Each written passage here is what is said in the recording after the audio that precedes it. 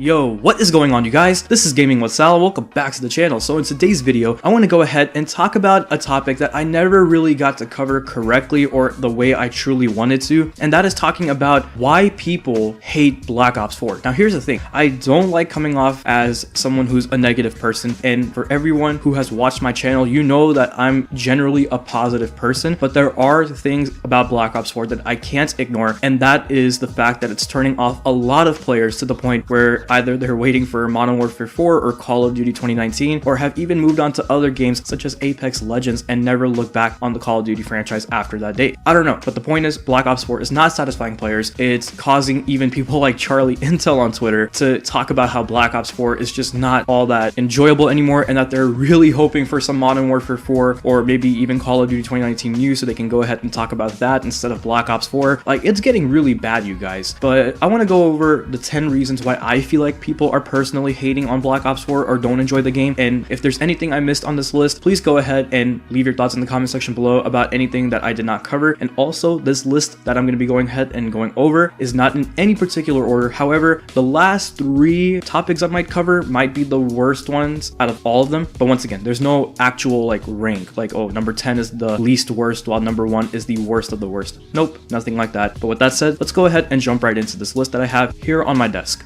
Now, starting off at number 10, I want to go ahead and talk about something that I find to be a personal thing with myself. Maybe other people can agree, but we'll see. Anyways, it's about prestige rewards. I feel like when it comes down to Black Ops 4, alongside with a game like World War II at first, there were no prestige rewards that were really worth the grind, in my opinion. And I feel like the same thing goes for here in BO4, because I don't know, when it comes down to prestiging, what do you really get? You get an extra class in the create a class system. You get old prestige icons from past Black Ops titles and even World at War after a certain amount of levels after you hit Prestige Master, and maybe a couple of calling cards along the way. And that's pretty much it, right? I mean, am I missing something? And if I am, that just proves my point even more, because the prestige reward systems are so lackluster that they don't even have a need to talk about it with their community or with the people who are playing Black Ops 4. It's just kind of there, and it really hasn't changed much over the years. I feel like the reward system needs to get a buff, if that's how you want to call it, but they really need to have rewards that entice the players to actually want to go on that grind. For me personally, I'm sitting at first prestige, not really prestiging anymore because I really don't see a point. And until they go ahead and change the reward systems for the prestiging of these Call of Duty games, yeah, I'm never going to be prestiging as much, just putting that out there. Next up, I want to go ahead and talk about this topic that the Call of Duty community has come up with, and that is the idea that Treyarch has focused too much of their time on Blackout. Now, is this really true or not? I don't know, because we don't know how Treyarch is really running the studio right now. We don't know if more people are actually working on Blackout, or if there's actually an equal amount of people working on both multiplayer and Blackout, or if there's more experienced people over at Blackout versus the multiplayer department. We really don't know, but I really do feel like that Blackout did get a lot more attention than multiplayer, because when it came down to the way that these two modes were presented to us the day that the game came out, it seemed like multiplayer had a lot of unfinished stuff going on with it and had a lot more problems than something like Blackout. I mean, sure, Blackout did have its issues, you know, with like the audio bugs and all that kind of stuff, but at the end of the day, it felt like multiplayer looked more of like an unfinished product than the Blackout mode did, which clearly just says where their actual priorities were at. So I don't know, I like the fact that they added a BR mode to Black Ops 4. It's really cool how Call of Duty went ahead and, you know, put their feet into the pool of the BR world, if that's how you want to say it. But at the end of the day, I really do feel like that it's a shame that they didn't focus on the mode that really got Call of Duty where it's at today, and that's one of their biggest mistakes in my opinion. All right, next up, let's go ahead and talk about false promises and unfinished features. So when it comes down to false promises, I want to go ahead and talk about something that a lot of players have been asking for, and that is leaderboards. Now, believe it or not, you guys, about 2 weeks after Black Ops 4 came out, or about a week after, I'm not really sure when, but Treyarch did come out and say, thanks for everyone's patience, we're gonna go ahead and add leaderboards next week, which basically makes it around, what, 2 weeks after Black Ops 4 came out, and they said that that's when Black Ops 4 is going to get leaderboards. So here's the thing, we're sitting in March, and yeah, there's no leaderboards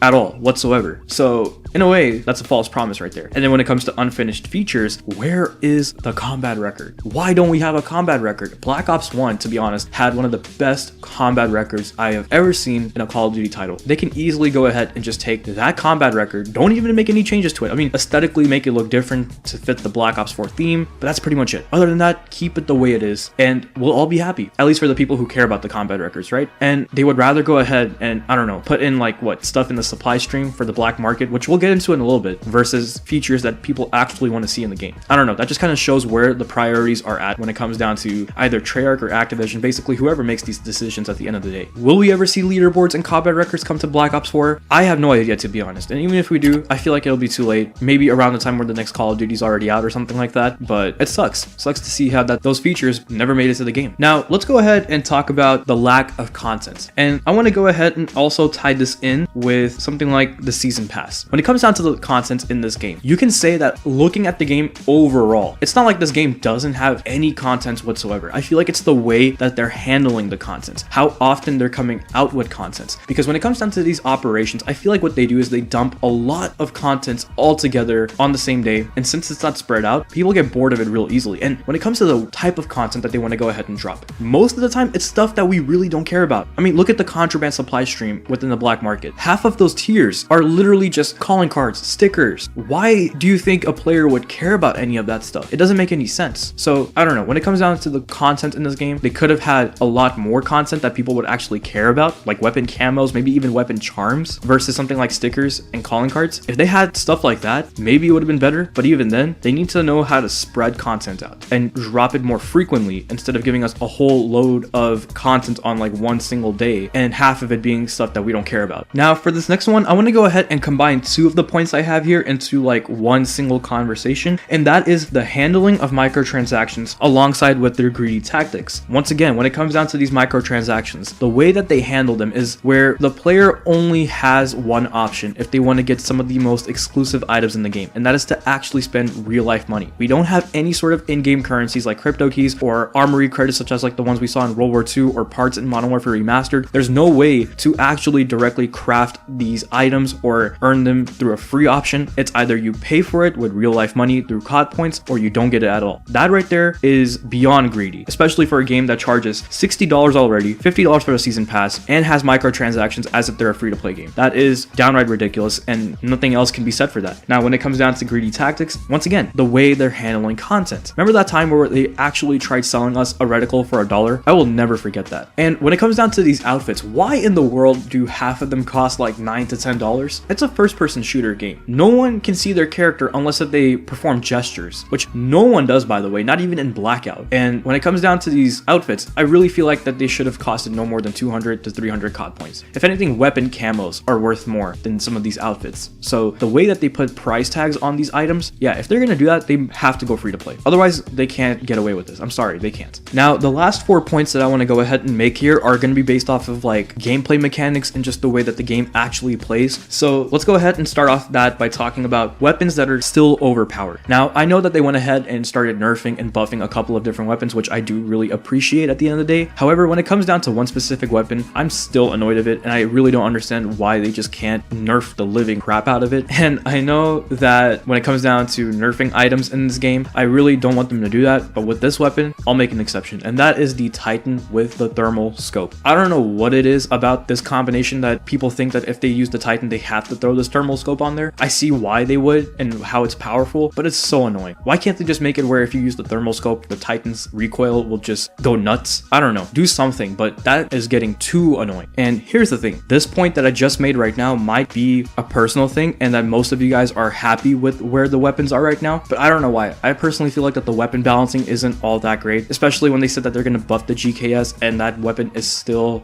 yeah, it's not good. You know what I mean? So weapon balancing is something that I'm having an issue with right now, but that might not be all that serious. All right, now let's go ahead and get into the good stuff. By the way, you guys, I'm so sorry if this video is going on for a little too long, but I really want to go ahead and get all my thoughts out. Anyways, let's go ahead and talk about specialist abilities. These specialist abilities are insane compared to the ones in Black Ops 3, because here, not only do we have a specialist weapon, but we have a specialist issue equipment. Basically, two abilities, a main one and a side one. Back in Black Ops 3, we only were able to choose one single ability for each of the specialists. And the fact that you could have literally a team of like 5 prophets in Black Ops 3, and that wasn't as annoying as like having 2 prophets here in Black Ops 4. I don't know. Something about specialists in this game are really annoying in comparison to the other games that have had specialists, like Infinite Warfare even, and of course Black Ops 3. Honestly, I cannot wait to jump into that bare bones playlist that's coming really soon for Black Ops 4, because that playlist will not have any specialist whatsoever. However, I wish that when it comes down to a no specialist playlist, they could just go ahead and make one where they they keep the game rules and everything the same, except there's just no specialist in that mode. I don't know why they can't do it, but I hope that they go ahead and finally make that happen if they see some positive feedback from people who experience the bare bones playlist. Next up, let's go ahead and talk about score streaks. I'm not going to say that these score streaks are weak. I'm going to say that they're underwhelming. I mean, here's the thing. When we have score streaks like the Sniper's Nest, the Attack Chopper, even the Strike Team, and especially the Gunship, they all have potential. Trust me, they do. Because I've been able to use some of these score streaks to their fullest potential and they are deadly. However, the way that they're handled, once again, everything in this game, the way it's handled is what's being ruined here. But these score streaks sometimes cost way too much in my opinion for what they're worth. But that's not even the main issue that I have. It's about how they can easily be taken out. I mean, think about it, right? Titan with double FMJ, game over. When you have the launcher, okay, that's been there since the beginning of Call of Duty, whatever. They shoot that stuff down, game over. When it comes down to, I don't know, someone like Zero, which is the main point that I want to get to. So I'll go ahead and combine her as well. Zero is a huge problem when it comes to the Black Ops 4 multiplayer. The fact that a player can sit in a corner, absolutely do nothing, get their ice pick, and then wait until the other team calls in all their score streaks and then destroy everything within a blink of an eye. That is the most broken thing I've ever seen in a Call of Duty game for a while now, because when it comes down to it, I've been saying this over and over and over again. Score streaks are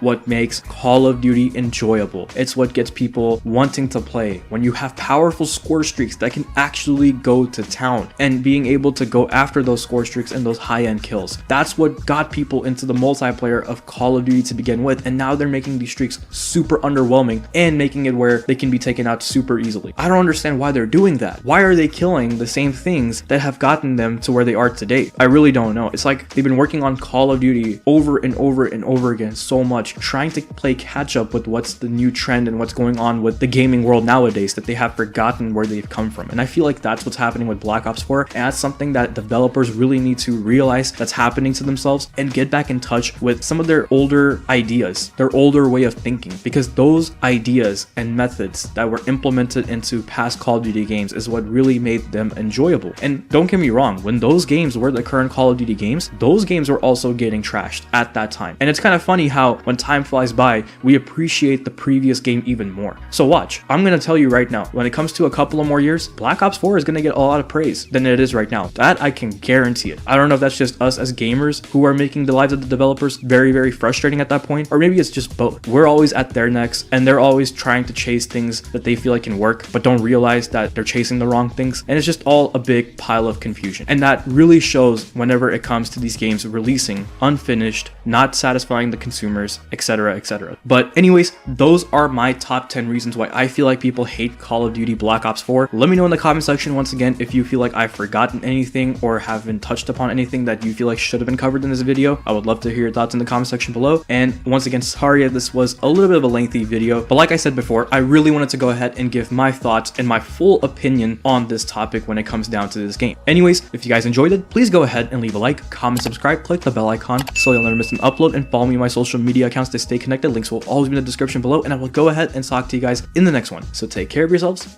and bye.